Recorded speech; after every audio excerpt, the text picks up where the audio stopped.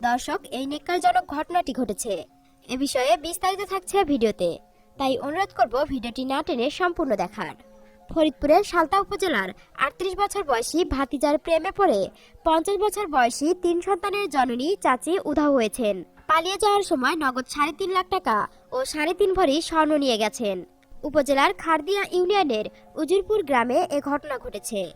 এদিকে ভাতিজার হাত ধরে 50 বছর বয়সী চাচি উধাও হওয়ার ঘটনায় এলাকায় চাঞ্চল্য সৃষ্টি হয়েছে। বিষয়টি নিয়ে এলাকার মধ্যে চলছে আলোচনা সমালোচনা।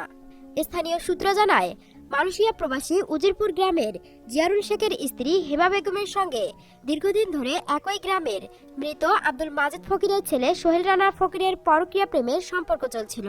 সম্পর্কে তারা চাচি ভাতিজা। হেমা কাউকে কিছু না বলে পালিয়ে যান। অনেক খোঁজাখুঁজির পর জানা যায়, ভাতিজা সোহেল রানা ফকিরের সঙ্গে পালিয়ে গেছেন হেমা। সেই সঙ্গে সোহেল রানাকে বিয়ে করে তার বাড়িতেই রয়েছেন তিনি। স্থানীয়রা জানান, হেমা বেগমের প্রথম সন্তান অর্থাৎ সুমি আক্তার বিবাহিত এবং এক সন্তানের জননী।